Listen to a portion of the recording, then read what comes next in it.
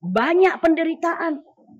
Tapi kasih Tuhan lebih besar dari semua itu untuk memampukan kita menjalaninya. Dan yang pasti bahwa Tuhan menjanjikan hidup kekal karena Dialah juru selamat kita.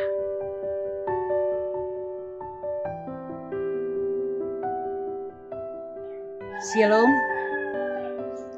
Dari Jemaat Grisim Aryang menyapa Bapak Ibu, saudara-saudari sekalian. Salam sejahtera dalam kasih Kristus.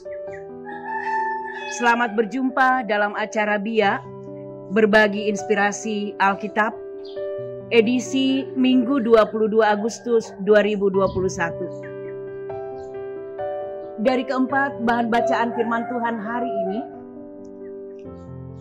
diberi satu tema, konsisten mengikut Yesus. Tumanan untuk Yesus. Saudara yang dikasihi Tuhan, ketika kita dipilih atau dipercayakan menjadi seorang pemimpin dalam masyarakat atau jemaat, kemudian kita mengucapkan pengakuan untuk tekun dan setia dalam menjalankan tugas kita, lalu kita benar-benar melakukan semuanya itu, maka itulah yang disebut konsisten.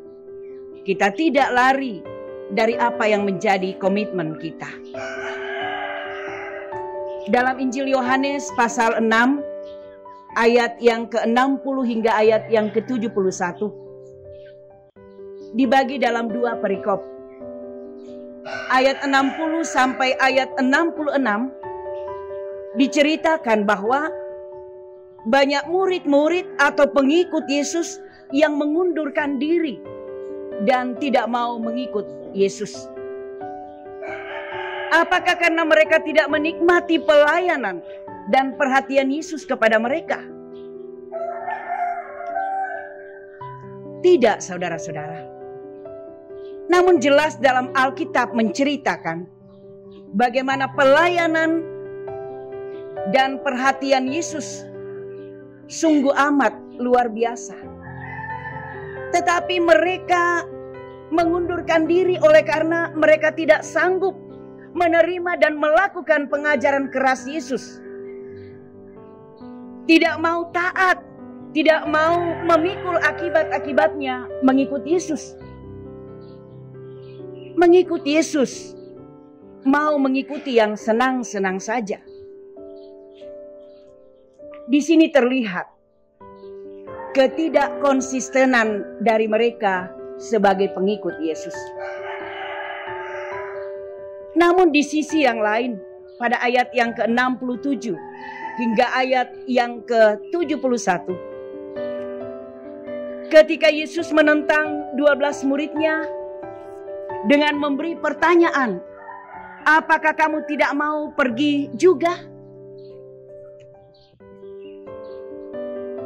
Di sini sesungguhnya Yesus memberikan kebebasan kepada mereka untuk menentukan sikap mengikut Dia. Lalu Petrus menjawab dengan percaya dirinya, Tuhan, kepada siapakah kami akan pergi? Yesus menjawab, perkataanmu adalah perkataan hidup yang kekal. Di sini jelas bahwa bagi Petrus dan murid lainnya hanya ada satu keyakinan bahwa tidak kepada orang lain yang dapat dijadikan panutan selain Yesus. Pertanyaan ini sama maknanya ketika Yosua memberi pilihan kepada bangsa Israel untuk menentukan kepada siapa mereka harus beribadah. Apakah kepada Allah nenek moyang mereka atau kepada Allah yang telah menciptakan langit dan bumi dan segala isinya? Namun kemudian membuahkan sikap tegas, tidak, kepada Allah saja kami beribadah. Di sini terlihat jelas adanya sikap yang mencerminkan iman yang sungguh-sungguh kepada Tuhan. Sikap hidup yang sama banyak dialami dalam hidup orang percaya.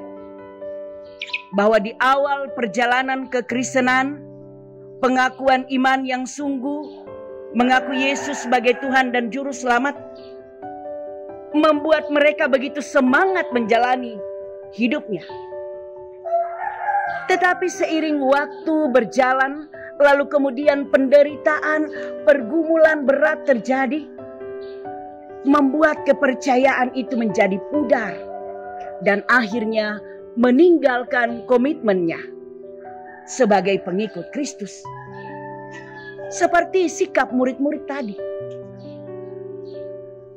Ada orang menjadi Kristen karena menganggap bahwa kekristenan akan menyelesaikan hidup yang dialami sehari-hari. Ketika hal itu tidak terjadi seperti yang ia inginkan, perlahan-lahan meninggalkan keyakinannya. Allah kita maha konsisten, tidak berubah, dulu, kini, dan selamanya. Dia tetap setia kepada perjanjiannya. Dia tidak pernah menjanjikan bahwa orang yang mengikut dia akan selalu aman dan tentram. Tetapi sebaliknya, ia menegaskan bahwa orang yang mengikut dia harus menyangkal diri, memikul salib, bahkan siap dibenci oleh dunia karena namanya. Tuhan menjanjikan keselamatan dalam hidup yang kekal dalam kerajaan Allah. Saudara yang dikasihi Tuhan, ketika kita benar telah menyadari bahwa Yesus sumber kehidupan, maka kita harus membuktikan kesetiaan mengikut Dia. Bagaimana menunjukkan hal itu? Pertama, mari menyangkal diri. Mari berkata tidak terhadap keinginan diri sendiri atau keinginan daging, dan berkata ya kepada kehendak Tuhan. Kemudian kita siap memikul salib, yakni siap menderita dan menerima konsekuensi karena mengikut Dia dan karena kebenaran. Yang kedua, milikilah kerinduan untuk terus berada dalam rumah Tuhan, yakni membangun dan memelihara relasi yang akrab dengan Tuhan melalui doa dan kerinduan, terus memuji-muji Tuhan, seperti kerinduan sang pemazmur dan kerinduan Salomo. Kerinduan itu tetap dibangun dengan mengatur waktu setiap hari, bersaat teduh, merenungkan firman siang dan malam, sama seperti kesaksian Daud. Karena lebih baik 1 hari di pelataranmu daripada 1000 hari di tempat yang lain. Maksudnya apa? Bagaimana kita mengisi waktu atau hari-hari yang Tuhan masih berikan bagi kita dengan hal-hal yang berkenan di hadapan Tuhan, bukan hal-hal yang duniawi, sehingga membuahkan hidup yang berkualitas dalam Tuhan. Yang ketiga, tetaplah beribadah. Kita melakukan segala sesuatunya untuk Tuhan.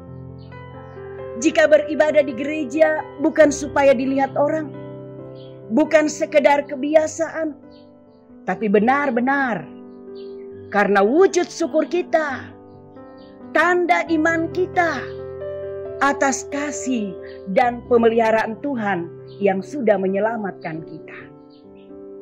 Ketika kita bekerja, bekerjalah dengan sungguh-sungguh. Ketika melayanilah dengan sungguh. Segala sesuatu yang kita lakukan dalam perkataan dan perbuatan, lakukanlah untuk kemuliaan Tuhan, sambil mengucap syukur kepada Tuhan. Saudara yang dikasihi Tuhan, kekristenan menuntut penyerahan diri sepenuhnya kepada Tuhan sebagai ibadah yang sejati. Dan itu diwujudkan dalam konsistensi kita mengikut Yesus. Memang tidaklah mudah, banyak penderitaan, tapi kasih Tuhan lebih besar dari semua itu untuk memampukan kita menjalaninya. Dan yang pasti bahwa Tuhan menjanjikan hidup kekal karena Dialah juru selamat kita. Terpujilah Tuhan. Amin.